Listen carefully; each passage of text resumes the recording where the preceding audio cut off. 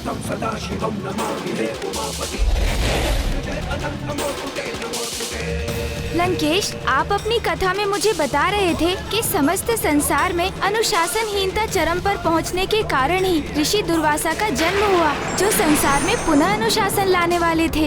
हाँ गौरीपुत्र, अनुशासनहीनता तो संसार में सर्वत्र था, किंतु अभी भी एक स्थान ऐसा शेष था जहाँ अनुशासन और नियम दोनों ही स्थित थे, और वो स्थान था ऋषि अत्रि और देवी अनुसुईया का आश्रम, जहाँ अब ऋषि दुर्वासा जन्म लेने वाले थे। ओम नमः शिवाय। ऋषि अत्रि और उनकी अर्धांगिनी देवी अनुसुईया बड़े अनुशासन के साथ अपना जीवन यापन कर रहे थे। सूर्यदेव भले ही किसी दिवस अपनी दिनचर्या आरंभ करने में विलंब कर दें, किंतु ऋषि दंपति वो कभी भी किसी भी कार्य में कोई विलंब नहीं करते थे। ऋषि दधीची महादानी थे और ऋषि शिलाद विकार रहित थे, इसलिए उन्हें प्रभु महादेव के अवतारों के पिता होने का सौभाग्य प्राप्त हुआ। तो क्या ऋषि अत्रि और उनकी अर्धांगिनी माता अनुसुईया अपने अनुशासन के कारण इस महान पुण्य के भागी बने? प्रभु के ऋषि दुर्वासा अवतार का अधिक श्रेय तो माता अनुसुईया को ही जाता है, किंतु एकमात्र अनुशासन ही उनका श्रेष्ठ गुण नहीं था। महानतम तपस्वियों में भी उनकी गणना थी, क्योंकि उन्होंने ऋषियों के तप के विघ्नों को दूर करने हेतु 10 सहस्त्र वर्षों की दीर्घ अवधि के लिए तपस्या की थी, और चित्रकूट में 10 वर्षों के अकाल के समय जब भूख प्यास से मनुष्यों एवं जीव जंतुओं के जीवन संकट में आ गए थे, तब माता अनुसुईया ने अपने घोर तप के तपोबल से उस भीषण अकाल में भी भूख प्यास मिटाने वाले फल और कंद मूल उत्पन्न कर दिए थे।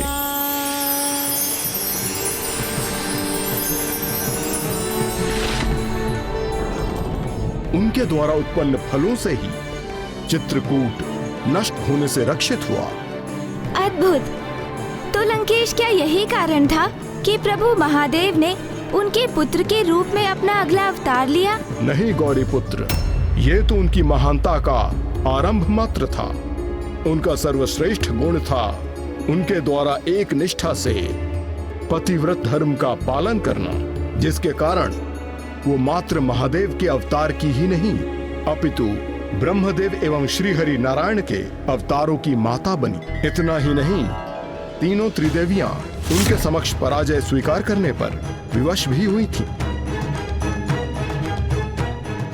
किंतु फिर ऐसा क्या हुआ कि त्रिदेवी माताओं को ही उनके समक्ष पराजित होना पड़ा?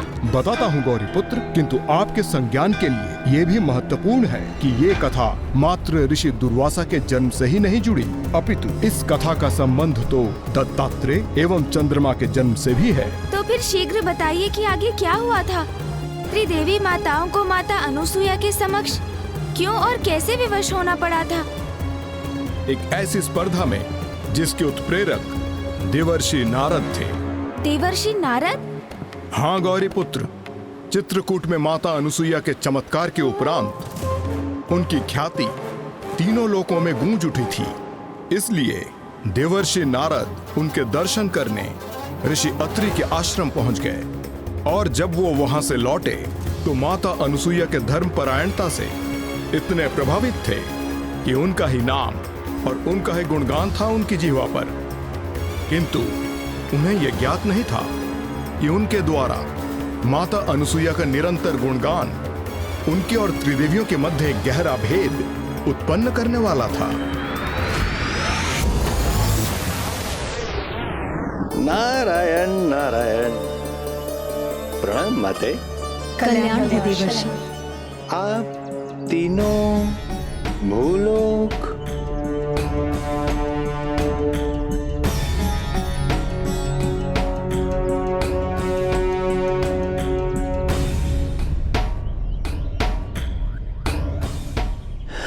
नारायण नारायण, समझ गया। मेरे मुख से माता अनुसुईया की प्रशंसा सुनकर अब माता अनुसुईया के दर्शन हेतु अधीर हो गए, है ना? देवर्षि, आप करती भी क्या माते? माता अनसुया की महिमा, उनका तपोबल। नहीं देवर्षि, रुक जाइए। अब पुनः देवी अनुसुईया की श्रेष्ठता की कथा सुनना कठिन है हमारे लिए, क्योंकि आप तो उनकी महिमा का बखान सहस्त्र बार कर चुके हैं। अब मैं क्या करूं माते? जितना भी उनका बखान करूं, जितनी भी प्रशंसा करूं, ऐसा प्रतीत होता है कि कमी है। और जब उनके स्वयं दर्शन कर चुका हूं मैं, तत्पश्चात मुझे विश्वास हो गया है कि समुच्चय ब्रह्मांड में माता अनसुया जैसी पतिव्रता नारी और कोई नहीं। देवर्षि नारद, कदाचित आप कुछ भूल तो नहीं रहे हैं ना? आहा, हमारे ही समक्ष हमें भूलकर आप देवी अनुसुईया को सर्वश्रेष्ठ पत्नीव्रता घोषित कर रहे हैं। नारायण नारायण, आप तीनों को मैं कैसे भूल सकता हूँ माते? और ये भी कैसे भूल सकता हूँ कि आप तीनों का पतिव्रत्या श्रेष्ठतम तो है ही, किंतु माता अनसुया की श्रेष्ठता भी आपके समकक्ष ही है। ये कैसा अनुचित कथन है आपका देवर्षि? आप हमारी तुलना देवी अनुसुईया से कर रहे हैं। नारायण नारायण, ये कैसी भूल कर दी मैंने? कैसे भूल गया कि एक नारी के समक्ष दूसरी नारी की प्रशंसा करना मुझे संकट में डाल सकता है। जगत के समक्ष श्रेष्ठ धर्म निष्ठा का जो हम उदाहरण प्रस्तुत करती हैं, उसे कैसे भूल गए आप देवर्षि? क्षमा कीजिए माता, क्षमा। अति उत्साह में कुछ अति प्रशंसा कर गया मैं, कुछ भी बोल गया मैं, क्षमा कीजिए माता। आपके समक्ष माता अनसुया की तुलना में कैसे कर सकता हूँ? आप तो सुख, समृद्धि और ज्ञान की स्तोत्र है। इस समस्त सृष्टि में जो कुछ भी है, आप ही से तो है। स्वयं माता अनसुया का अस्तित्व भी।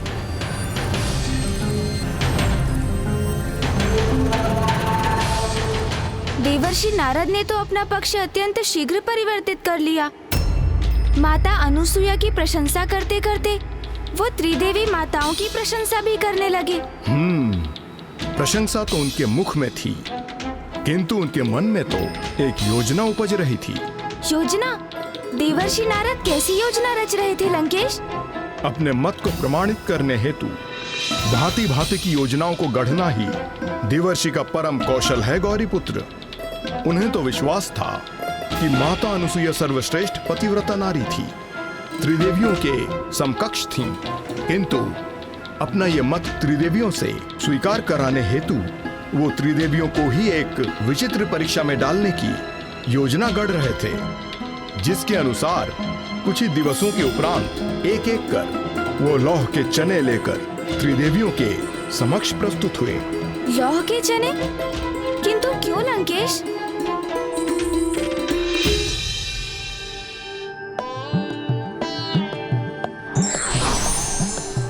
राम माते।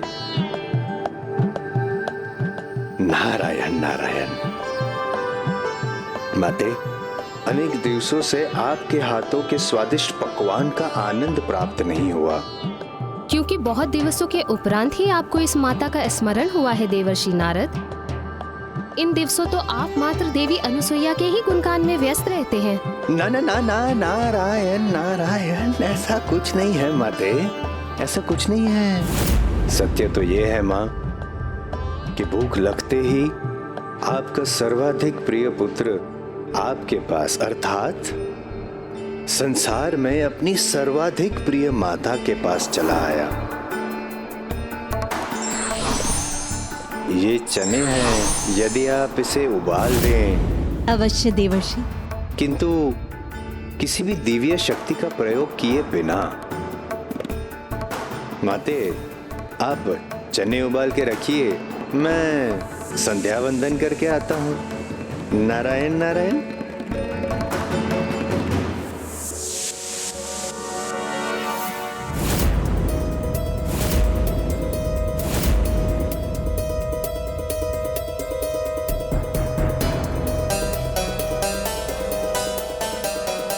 लौह के चने? ये तो लोहे के हैं। इन्हें कैसे पकाया जा सकता है? ये चने हैं, यदि आप इसे उबाल दें किंतु किसी भी दिव्य शक्ति का प्रयोग किए बिना,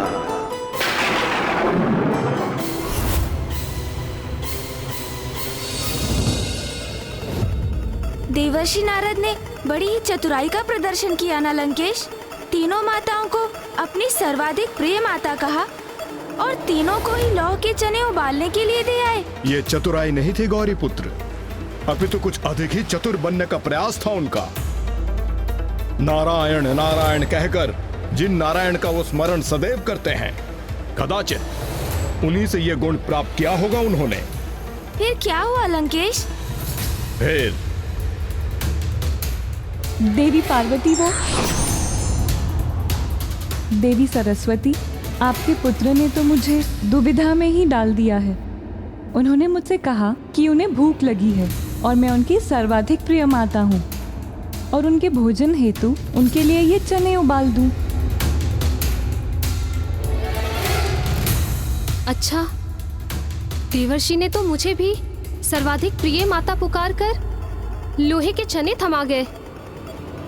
और उन्होंने तो मेरे साथ भी ऐसा ही किया है।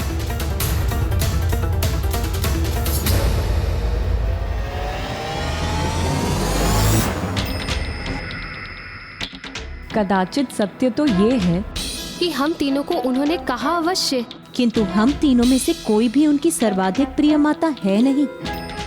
वो तो मात्र हमसे इतना चाहते थे कि हम उनके लिए ये लोहे के चने उबाल दें। किंतु ये कैसे संभव है देवी? कदाचित हमारा पुत्र देवर्षि नारद हमारी ही परीक्षा ले रहे हैं। किंतु वो है कहाँ?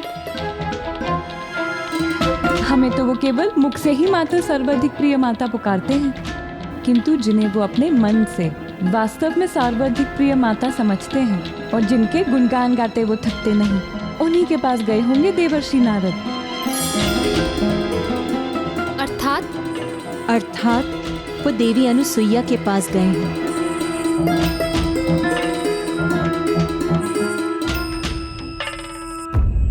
नारायण नारायण। प्रणाम माते। माते, आपने तो समस्त चित्रकूट की भूख मिटाई थी, तो मेरी ये प्रबल इच्छा एवं विनती है तो मुझे भी आपके हाथों का भोजन प्राप्त हो। अवश्य देवर्षि, ये तो मेरा परम सौभाग्य होगा, क्योंकि आपने मुझे माता पुकारा है और माता का कर्तव्य होता है अपने पुत्र को भोजन प्रदान करना। तो कहिए, क्या भोजन प्राप्त करना चाहते हैं आप? माता, आप मेरी वो माता हैं जो मुझे सर्वाधिक प्रिय है, तो अपने इस पुत्र देवर्षि नारद के लिए ये चने उबाल दीजिए बस। अवश्य। माते, इस अंतराल में अपनी संध्या वंदन संपन्न करके लौटता हूँ। नारायण नारायण। तीनों माताओं के मध्य ये कैसी स्पर्धा उत्पन्न कर रहे थे देवर्षि नारद? और अंततः कौन सी माता लौह के चनों को उबालने में सफल हुई? ये स्पर्धा तो ये निर्धारित करने के लिए हो रही थी गौरी पुत्र कि समस्त ब्रह्मांड में श्रेष्ठतम पतिव्रता देवी कौन थी।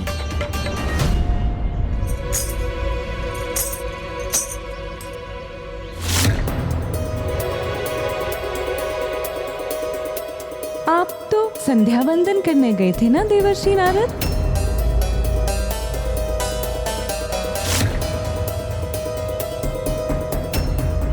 फिर आपके यहाँ होने का क्या प्रयोजन है देवर्षि?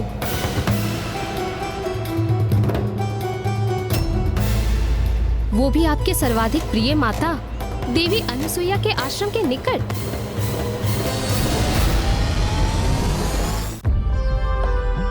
क्षमा माते, संध्या वंदन करने ही गया था, किंतु किंतु क्या देवर्षि?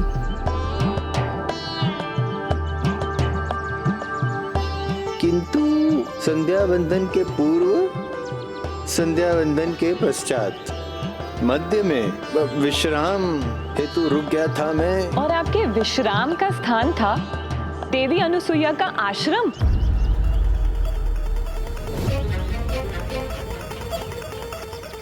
हम तीनों को लौह के चने देकर आप देवी अनुसुईया के आश्रम क्यों पहुंच गए? और हमसे ये कैसी अनुचित अपेक्षा थी आपको कि हम आपके लिए ये लौह के चने उबाल देंगी? हम हमारी दिव्य शक्ति से उन्हें उबलो चनों में आवर्षित परिवर्तित कर सकती थी, किंतु आपने ही तो हमें उन्हें हमारी दिव्य शक्ति के बिना उबालने की अवस्था में रखा था। तो फिर आप हमारी ये परीक्षा क्यों ले रहे हैं? हम इन लोहे के चनों को उबालकर कैसे दें आपको? अब उसकी आवश्यकता नहीं है माते। जो लोह के चने थे वो तो उबल चुके हैं। माता अनसुया ने वो लोह के चने उबाल दिए।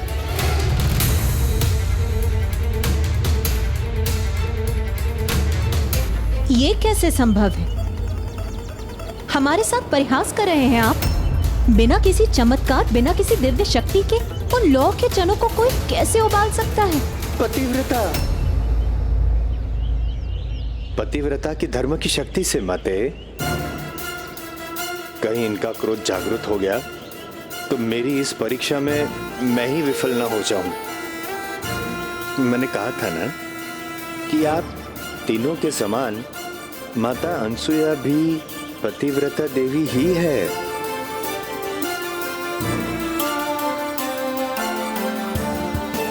नहीं, विश्वास नहीं हो रहा है माते। किंतु आपको इतना तो विश्वास है ना माते कि मैं आपसे असत्य कथन तो नहीं करूंगा, ना ही असत्य वस्तु दिखाऊंगा। तो जो सत्य है वही दिखा रहा हूं माते।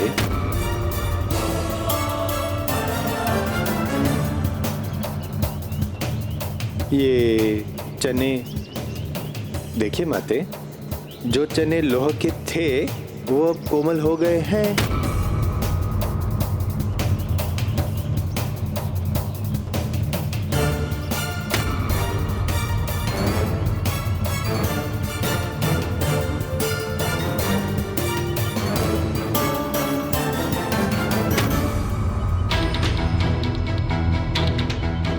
अत्यंत आश्चर्य की बात है, ये कैसे संभव है? उस कार्य में सफलता कैसे प्राप्त की देवी अनुसुईया ने, जो सर्वथा असंभव है? हाँ लंकेश, माता अनुसुईया ने इतने असाध्य कार्य को कैसे संपन्न कर दिया? गौरीपुत्र, अपनी ममता के साथ साथ माता अनुसुईया ने अपने एक और महान गुण का प्रयोग किया था।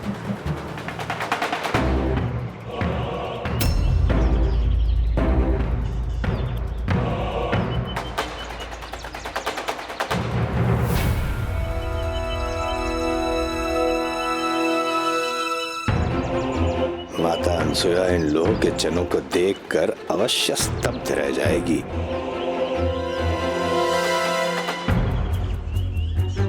मेरी अपेक्षा के विपरीत माता तो इन्हें देखकर तनिक भी विचलित नहीं हुई, अभी तो उनके मुख पर तो मंद मुस्कान आ गई।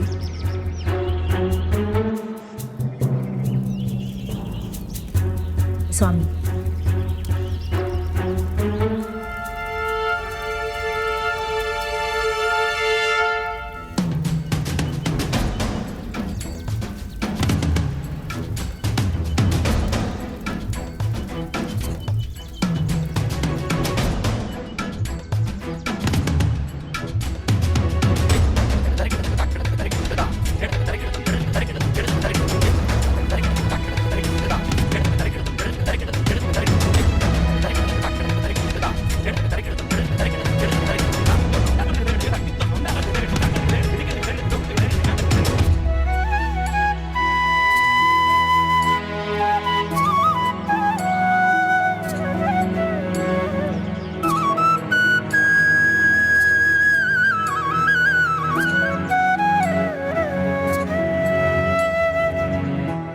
नारायण नारायण।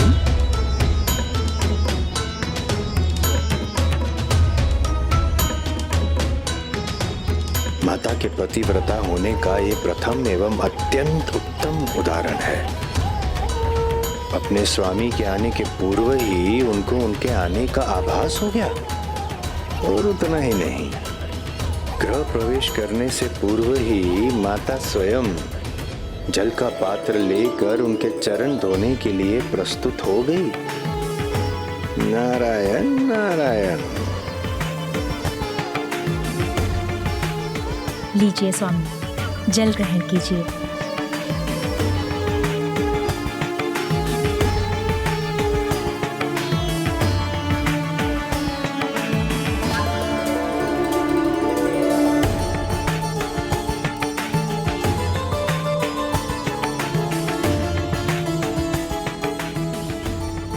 अब मैं स्वामी के चरणों के इस जल का उचित प्रयोग करूंगी।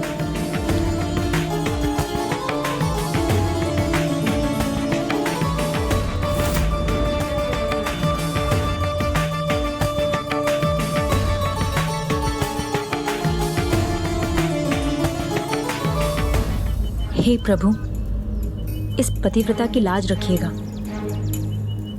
क्योंकि यदि मैंने सच में पूर्ण निष्ठा के साथ पतिव्रता धर्म का निर्वहन किया है तो ये लोहे के चने उबलकर देवर्षि के भोजन करने हेतु तैयार हो जाएं।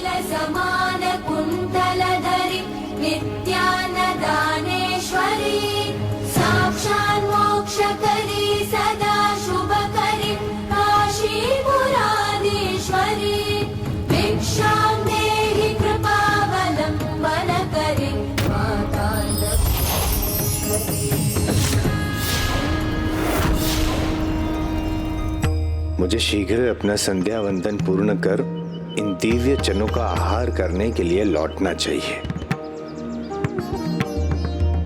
अर्थात माता अनुसुया ने अपने पतिव्रत धर्म की श्रेष्ठतम शक्ति को प्रमाणित कर दिया।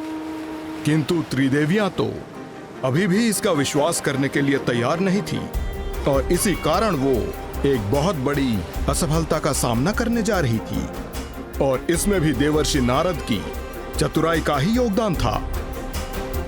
अद्भुत। नारायण नारायण। ज्ञात था मुझे कि माता अनसुया का पतिव्रत्य एवं सतीत्व सर्वश्रेष्ठ है, संसार में सर्वश्रेष्ठ है।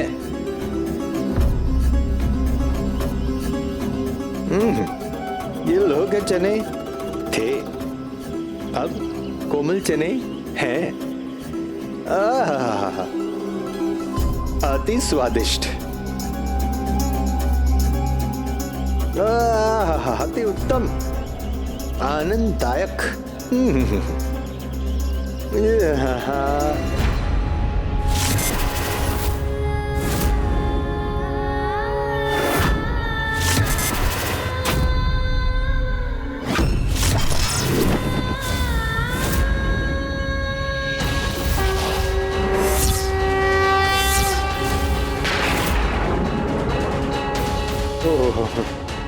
माता पार्वती में तो मुझे माता दुर्गा की छवि दिखाई दी।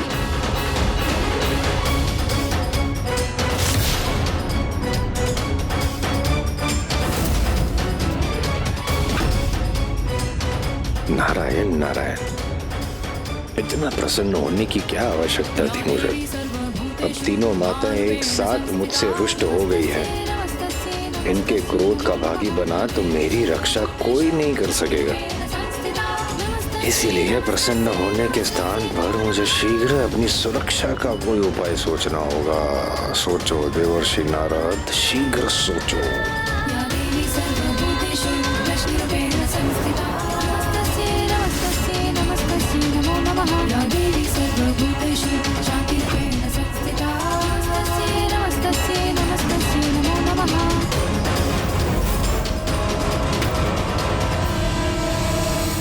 क्षमा क्षमा माते, क्षमा माता। मैं अबोध बालक हूँ, अज्ञानी बालक हूँ, आपका प्रिय बालक हूँ। कदाचित इसीलिए माता अनसुया के पतिव्रत धर्म की महिमा और तपोबल से मैं प्रभावित हो गया। क्षमा कीजिए और कृपया एक कार्य कीजिए। आप स्वयं ही माता अनसुया के पतिव्रता धर्म की परीक्षा ले लीजिए।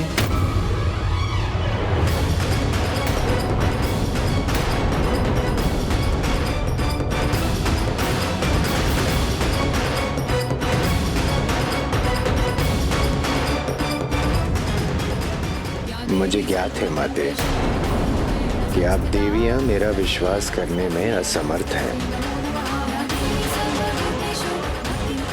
किंतु अपने स्वामियों पर तो आपको विश्वास है ना?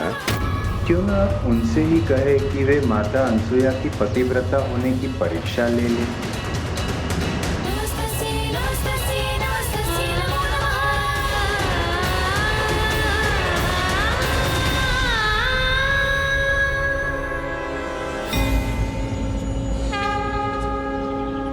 उचित उपाय सूझ गया है मुझे। तो लंकेश, अनुसुया माता की परीक्षा लेने के लिए सत्य में तत्पर थी, और यदि ऐसा था तो क्या तीनों प्रभु भी उसके लिए प्रेरित हो गए थे? गौरी पुत्र, यदि त्रिदेवी कुछ करने की ठान लें तो त्रिदेव उसे कैसे अस्वीकार कर सकते हैं? आपको ऐसा करना ही होगा स्वामी। आपको वहां जाकर देवी अनुसुईया से निर्वाण दान मांगना ही होगा। निर्वाण दान मांगना ही होगा। निर्वाण दान मांगना ही होगा। निर्वाण भिक्षा अर्थात वस्त्रहीन होकर एक भिक्षुक को दान देना। आप इसकी गंभीरता क्यों नहीं समझ रही हैं देवी? एक पतिव्रता स्त्री के लिए ऐसा करना असंभव है। यही तो देखना है स्वामी। उनकी पत्नी व्रता, उनके सतीत्व की ही तो परीक्षा है ये। देवर्षि नारद के अनुसार उनके पतिव्रता धर्म में निष्ठा सर्वश्रेष्ठ है, कदाचित हम त्रिदेवियों से भी अधिक, और हम इसकी सत्यता की परीक्षा लेना चाहते हैं। किंतु देवी, ये तो परीक्षाओं की सभी सीमाओं का भी चरम है। वास्तविक परीक्षा तो चरम पर पहुंचकर ही होती है, क्योंकि यदि उन्होंने आपको भिक्षा देना स्वीकार किया तो अपने पतिव्रत धर्म से भटक जाएंगी, और यदि उन्होंने ऐसा नहीं किया तो वो अपनी तपोशक्ति खो देंगी। किंतु ये परीक्षा मात्र एक परीक्षा तक ही सीमित नहीं रहेगी, क्योंकि जिस परीक्षा के परिणाम स्वरूप साक्षात ईश्वर के दर्शन प्राप्त हो, वो तो एक वरदान स्वरूप ही होती है। महान आत्माओं की परीक्षा लेना कभी कभी स्वयं के लिए एक बहुत बड़ी परीक्षा की स्थिति उत्पन्न कर देता है देवी। देवी, इस परीक्षा का कहीं हम पर ही विपरीत प्रभाव न हो जाए। ये तो सर्वथा अनुचित है, और अनुचित से सदा अनर्थ होता है। यदि आपको मेरे सतीत्व पर विश्वास है, यदि आपको विश्वास है कि मैं पतिव्रत धर्म के मार्ग से तनिक भी नहीं भटकी हूँ, यदि आप ये मानते हैं कि मैं सर्वश्रेष्ठ पतिव्रता हूँ, तो आप देवी अनुसुईया की परीक्षा लेने अवश्य जाएंगे। तो आप मेरा यह अनुरोध कदापि अस्वीकार नहीं करेंगे स्वामी।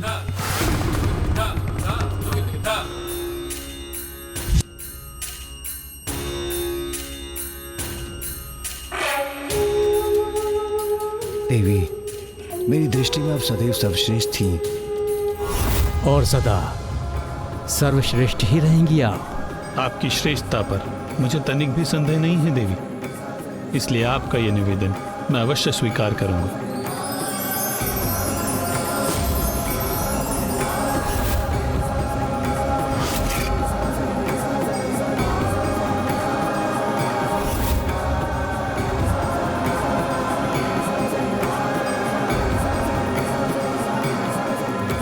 अर्थात लंकेश, तीनों त्रिदेव माता अनुसुईया की ऐसी घोर परीक्षा लेने पर विवश हो गए।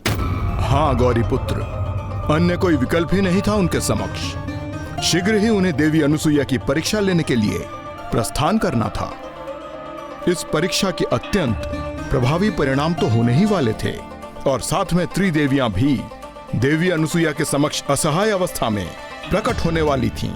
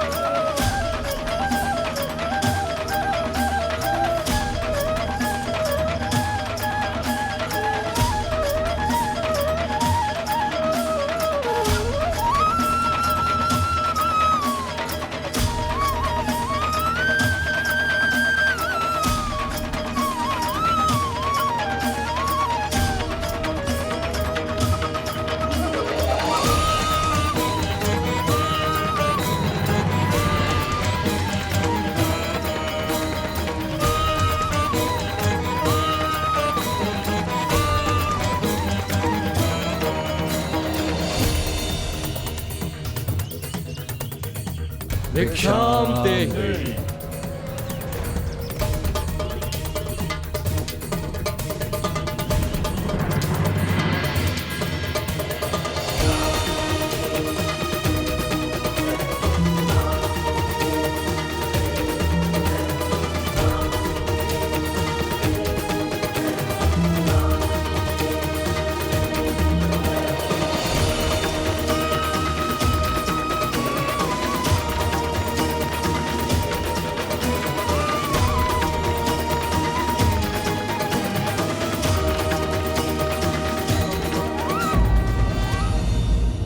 व्यक्ति यदि स्वयं सक्षम ना हो तो उसका दूसरों की परीक्षा लेना भी कभी कभी उसे महासंकट में भी डाल सकता है।